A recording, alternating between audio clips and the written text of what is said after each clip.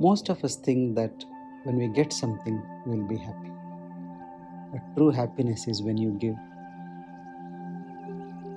The very purpose of life is to share the goodness with everybody around. And that's what Sangachatam means. Let's walk together.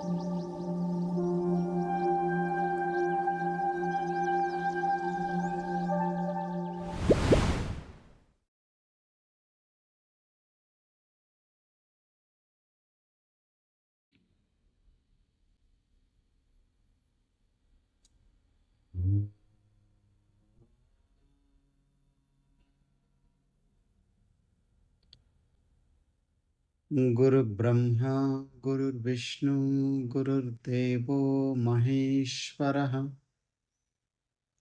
Gurur Sakshat Parabrahma, Tasmai Shri Gurave Namaha. Gurave Sarvalokanam Vishaje Bhavarogina Nidhaye Sarvavidyanam Dakshinamurtaye Namaha. Harihi Om Shri Gurubhyo Namaha. Harihi Om.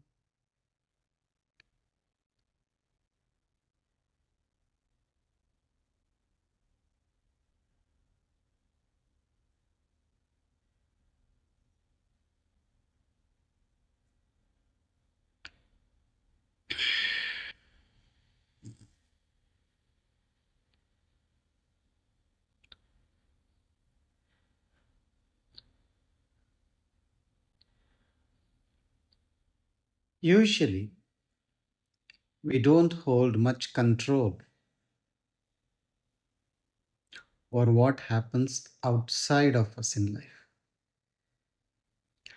The circumstances in which we find ourselves,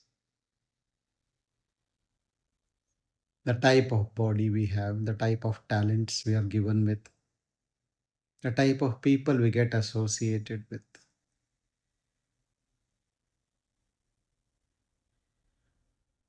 However, we have definitely control over the choices we make,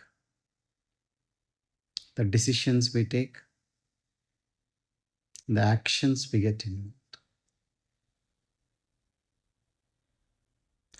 We have no right to complain about anything in life because if you look closely, every situation you find yourself at some point you had chosen to go down that route.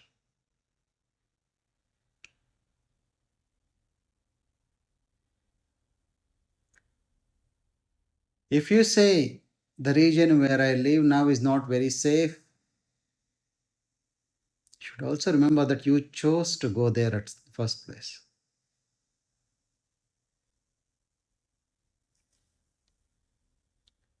If you have trouble in your relationships, at your workplace, with the government you are living with, everywhere there was something where you had a choice and you executed that choice. And somewhere you are also responsible.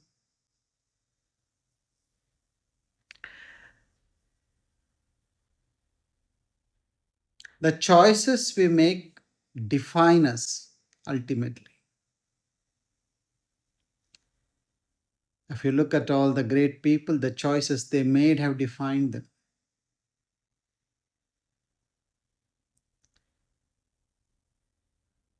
Buddha had everything going for him. Still, he chose to walk away in the middle of the night without telling anybody. And that decision brought about a revolution in human consciousness. Maybe if he had not walked away that night, if he had hesitated, if he had stayed back, it might not have been what we saw.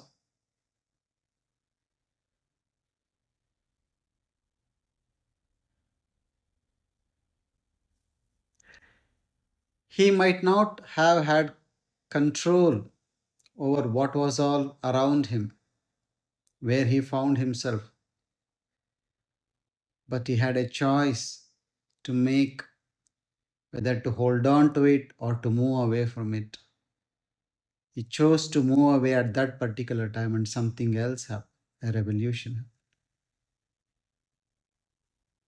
Hmm? Same if you look in the life of Jesus. Jesus, though is full of compassion, he lived a very rebellious life. He lived in a very difficult time.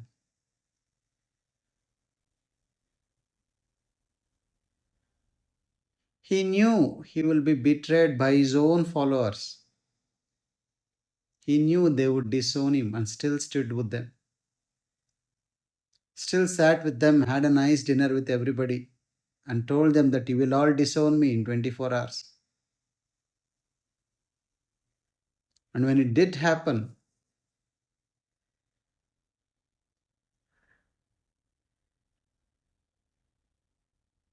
he did not complain, he did not grumble. When he was crucified, all he could say was, forgive them, they don't know what they are doing.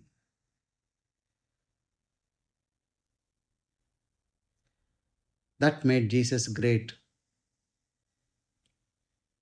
Physical pain is not easy to tolerate. In some way, you can overcome the emotional distress by wisdom. It's almost impossible to overcome physical pain after a particular extent. In the midst of that anguish and agony, if somebody could say, just let them be, they don't know what. He didn't even say, don't do this to me.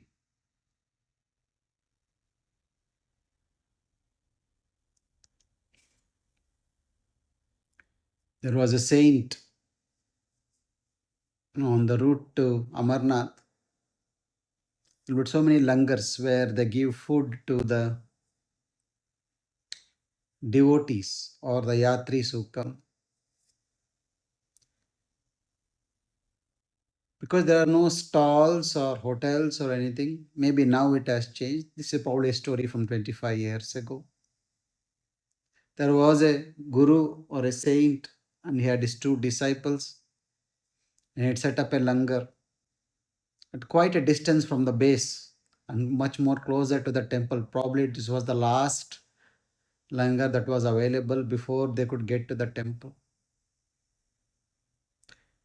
His one disciple would cook and clean. Other disciple would go and get all the items from the bottom of the hill, from the beginning of the trek. And this saint would come outside and welcome everybody who are coming. Please, please come inside. Please have some food. Please have some tea. Please have some water. Refresh yourself.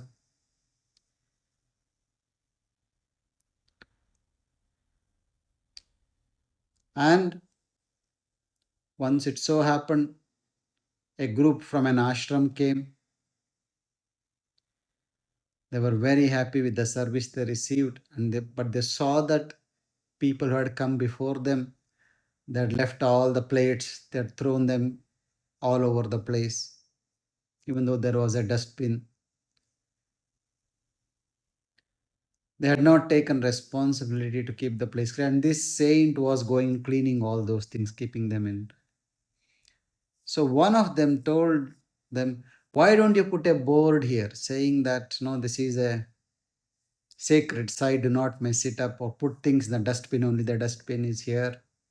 So that it becomes less. You're only two of three of you doing all the work. Why don't you just tell the people just to be a little bit more disciplined, a bit more responsible? And the saint said, all those who come here are gods in the form of pilgrims. How can I tell the God to do what and to not to do what? Whatever they do is okay for me. Whatever I have to do, I will do. Whatever God pleases, let him do.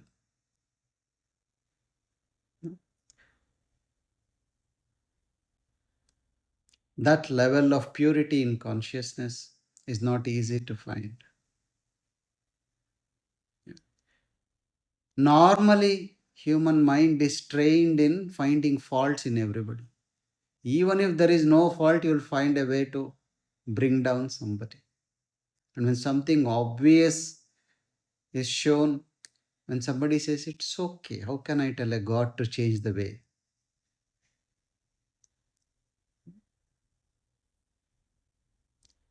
And similarly,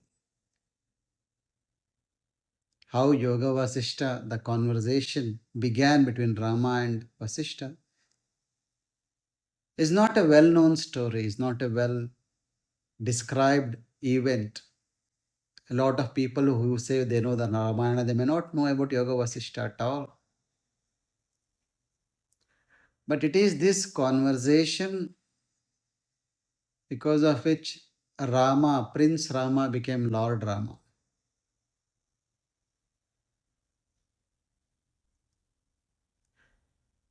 It so happened that Rama went on a pilgrimage. He was probably around 15 or 16 years old at that time. And after coming back from the pilgrimage, he lost interest in everything.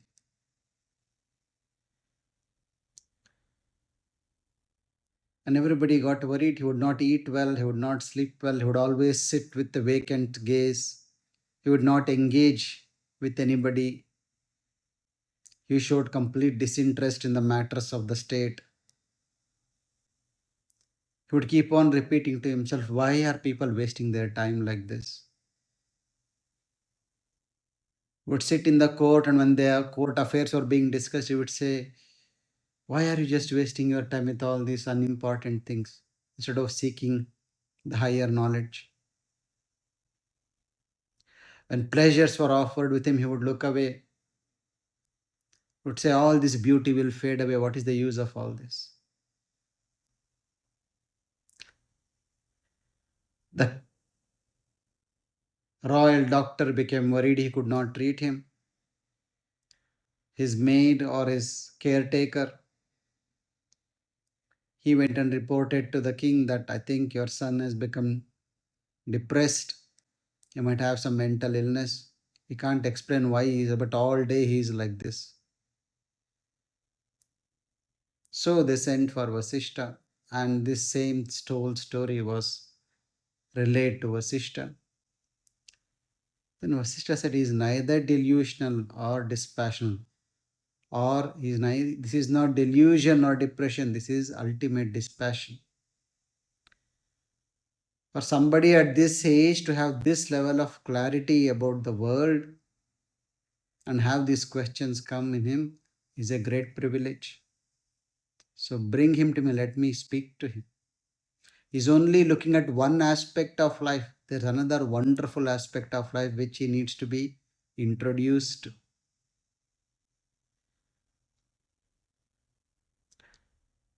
One of the things about prosperity is it can take you closer to dispassion more easily. It's not that easy for a poor man to develop dispassion. Somebody who is still thinking, I can have more, I've got less in my life. If I have a bigger house, bigger car, if I have this, if I have that, as long as that is running in the mind, it's very difficult for dispassion to arise. When you have been successful, when you have been prosperous, when you have tasted fame, wealth, luxury, and then sin, it did not take you anywhere. It never gave you what it had promised to give you.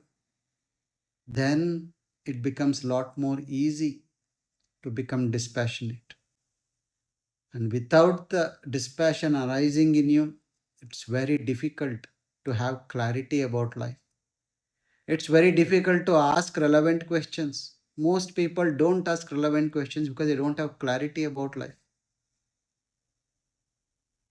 They're just seeking more and more and more. They are always seeing the deficiency in what they have and seeking maybe if I have this, if I have this. One thing after another. That's why if you look at it, at least In the Indian tradition, all the great people, they were not ordinary people. Rama was a king, Janaka was a king, Krishna was a king or a prince. All of them were from royal family. Buddha was from royal family. Mahavira was from a royal family. It is not a coincidence that all these wise, great people came from very rich backgrounds. Because it is much more easier to see the hollowness of life when everything is there and yet you see there is nothing in that. So, if at all you are chasing prosperity, chase it with the desire that will take you to dispassion, not to luxury, because that luxury will pass away. So, when Rama was brought in, he bowed down to the sage and then he asked, what is happiness in life? Man wanders aimlessly seeking happiness in the world. Can a worldly man be really happy? People are born, they die, and are born again. Unrelated people come together and their minds imagine a relationship. We are not bonded laborers, but we are constantly the slaves of the mind, its cravings and its aversions. And he speaks about wealth. Wealth is the source of all evil. Wealth brings greed and arrogance and a false sense of pride and security. Wealth has no respect to people. It goes to both to the wise and to the wicked, and also it moves away from both. Wealth will corrupt the heart of even the wisest. It brings jealousy. It makes you enemies. Wealth and happiness, I have seen, never will stay together. This we have seen all around us. Unless somebody is stationed in knowledge, wealth will corrupt that person's attitude so much. You look at all the political parties, the parties which were born out of a fight against corruption became the most corrupted ones. You can see in your own workplace or in your surroundings. Somebody who was your friend was so casually we were talking with him. He was offered a position slightly higher. Suddenly, when they sat on the chair, the person becomes different. Wealth and power will corrupt. Then he speaks about lifespan. Ayu says man resists death knowing very well that he cannot escape it. By extending the lifespan, he is only increasing the length of his misery and not his happiness. Why does he not realize this? What is the use of a long life if it is not invested in gaining self knowledge? Only one who seeks self knowledge truly lives. Others live like donkeys. To the foolish, knowledge of the scriptures is a burden. To the one full of desires, wisdom is a burden. And to the one without any knowledge of the self, the body and mind is a burden. Such a profound statement. You see, as long as you have desires, you tend to turn a deaf ear to the knowledge because knowledge will challenge directly what you are doing day in, day out. And you don't want to get away from that. You want to hang on to it. So, what do? You say it's better to get away from wisdom. Do you see this? I love my pleasures. I love my attachments. So, wisdom threatens it. So, let me stay away from wisdom. Or let me be very casual and superficial with the wisdom. This is what we see among many seekers on the path. If you are not a seeker, you don't turn towards knowledge. Even if you are a seeker, you just pick a few things. Okay, I will do my meditation, I will do my kriya. Dwelling on knowledge, we'll see. Maybe it's not the right time for me now. So, very strongly, Rama says, One who seeks knowledge is the one who truly lives. Others live like donkeys. Then he speaks about the mind.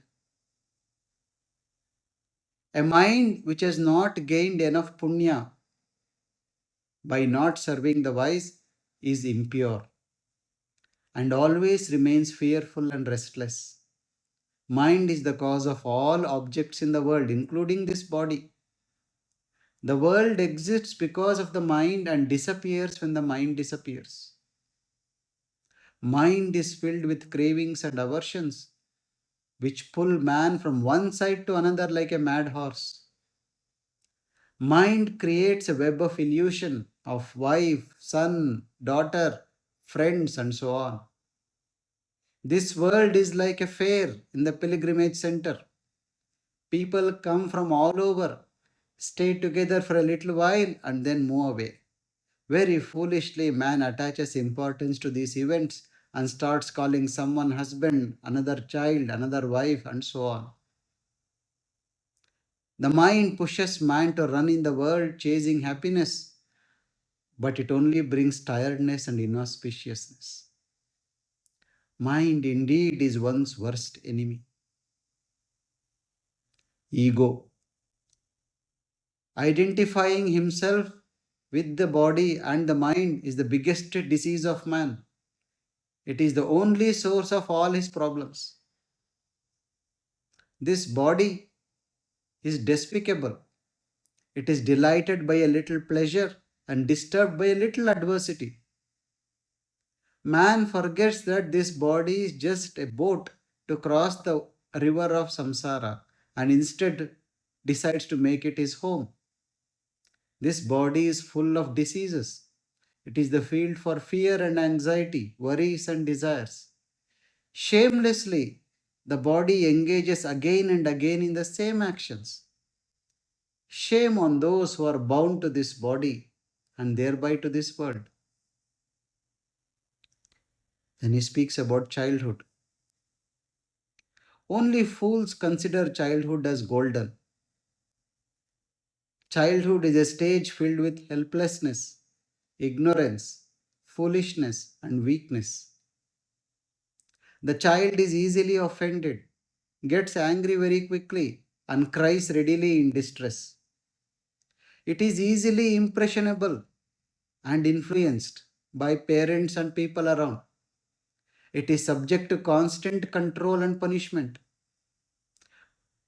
Constantly crying, it seeks parents who, to keep it quiet, offer worldly things, which makes the child believe that the joy comes from the world. The anguish of the world of the child is worse than that of a dying person. Then the child becomes a youth, and the moment he becomes a young man, he is afflicted by a demon called lust. Lust robs away his energy and wisdom. Youth is the house of confusion and mental distress. In youth, man perceives this lump of flesh, blood, and excreta as a thing of beauty and charm. Very soon the beauty vanishes, the charm disappears, and he is left disturbed and disillusioned. This craving for the body is what makes him come again and again into this world. Like poison, old age enters the man's body and takes away all his strength. An old man does not have any strength to fulfill his desires, but the desire is still burning brightly in his mind. Finally, when almost all his energy has dissipated away, he starts to ask, who am I? What should I do? How did I spend my life? Is there anything I can do now? But it's already too late. And because he feels he can't change anymore, he becomes stubborn in fixed patterns and refuses to change and dies in anguish. This is so truthful, isn't it? Do you not see this? The most difficult people to change are the people who are elderly. They have no strength, no energy, but they have got such fixed patterns. Instead of looking towards wisdom, they get stuck even more deeply into the world. Their attachments are even stronger than the attachment of a youth. And then he speaks about time. Time swallows everything, from the smallest insect to the biggest mountain. It overpowers everyone, the rich and the poor, the wise and the stupid. It is merciless, cruel, greedy, and insatiable. It destroys everything, yet it is not destroyed. Destiny. Destiny bestows on all beings the fruit of their own actions. Nobody can escape the effect of destiny. Now the question comes, if destiny destroys everything, is there a free will? And that is the one which will decide the direction of your life. As we discussed earlier, you may not have much control over the external circumstances, but you always have a choice which you can execute. You can always prioritize things in the right way. You can always keep your eyes and ears open. You can always execute your viveka so that the dispassion in you becomes stronger and it becomes easier for you to disconnect yourself from the world. And for that, the practice of meditation is essential. And it takes a little time for you to be cultured in meditation. It does not happen in one or two sittings. It may take a few months, if not a few years, for you to settle down into meditation. Once you are able to settle down, if you are experiencing any sense of timelessness in meditation, that means a significant level of dispassion is already there in you. You just need to nourish it a little bit more and more by being more in knowledge. Then Rama says, I see no happiness in anyone's life around me. Youth is fading. Company of the wise is rare. No one is seeking the truth. No one is happy at the prosperity of others. Nor is there any compassion seen in anybody's heart. People are becoming more and more numb as the days pass.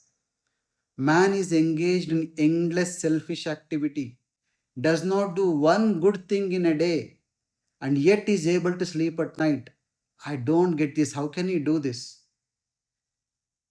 Nothing is permanent. Everything is like a dream. All great things, even big religious ceremonies, are soon forgotten. If not now, when shall I get established in wisdom? My mind is poisoned by craving for pleasures, and this effect will stay with me for lifetimes. Only a man with self knowledge can be free from the impact of the mind. O sage, I pray to you, please instruct me in such a way that I may forever be free from this anguish, fear, and distress. With the light of your wisdom, please destroy the darkness of ignorance in my heart.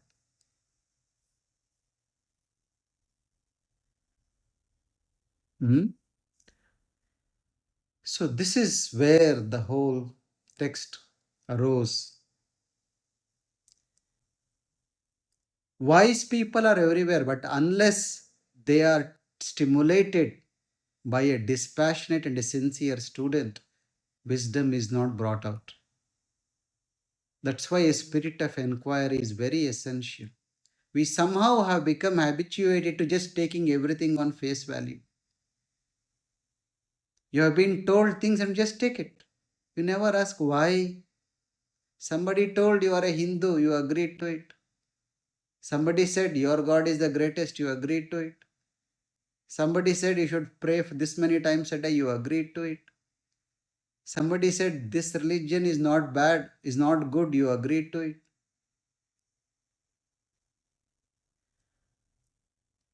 People of great intelligence are becoming number and number by the day because they get easily influenced by the politicians and priests and the media.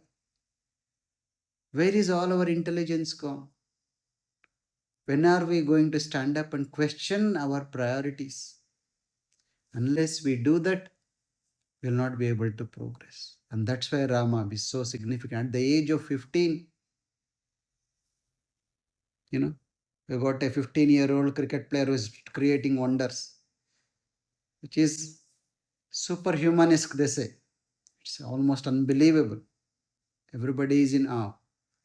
Similarly, what came out of Rama is something spectacular at a age when you should be playing around and seeking more pleasures, to stand up and see clearly life as it is. This question will not come if you are not observed. He went out of the palace for a couple of months for a pilgrimage, and there he saw all this, and see how deep his observation was. He saw all sorts of people, and in whoever he saw this misery. The same thing with Buddha. He just had to go out once. He saw an old man, he saw a sick man, and he saw a dying man. And then he said, "This is it. Life is suffering," he said. That sensitivity is essential for us to progress in life. Mhm. So, this is a trigger for you. You now go back and see what Vasishta told Rama. Yeah. So, life is not what Rama is seen is one side of the story. It's the side of the story which is where life is dominated by the body and the mind and the worldliness. When the investment is in worldliness, this is what is the outcome ultimately.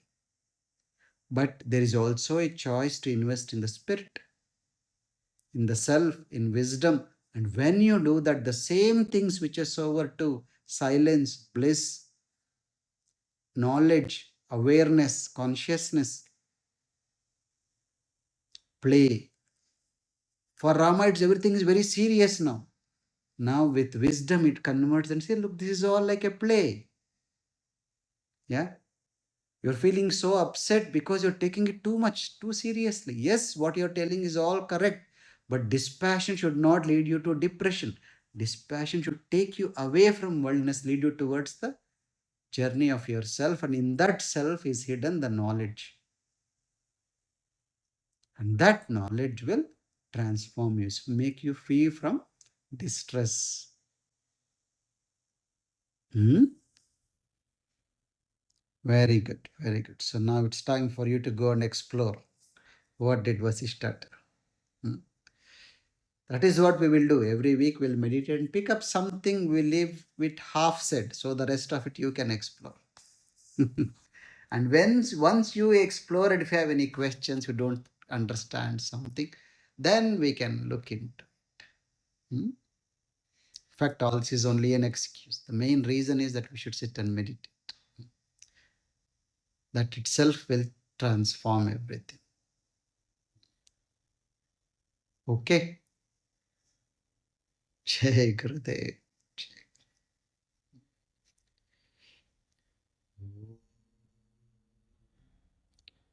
Sahana Bhavatu. Sahanau Bhunaktu.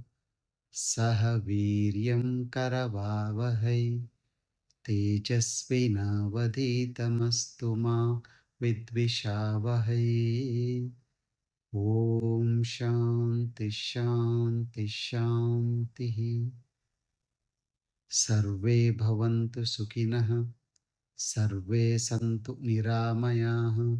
Sarve Bhadrani Pashyantu. Ma Kaschid Dukkha Bhat Bhave. Loka Samasta Sukhino Bhavantu. Loka Samasta Sukhino Bhavantu. Loka Samasta Sukhino Bhavantu. Om Shanti Shanti Shanti. Hari Om.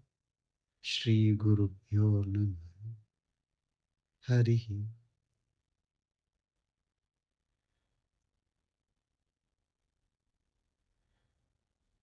Hmm? See, this conversation happened probably 8,000 years ago. And you see, it is so totally relatable even to today. So the human consciousness has not evolved at all. The human mind is still the same. Same problems, same challenges, same misery. Hmm? So only until you dive deeper within yourself, this will continue. Okay? Om Namah Shivaya.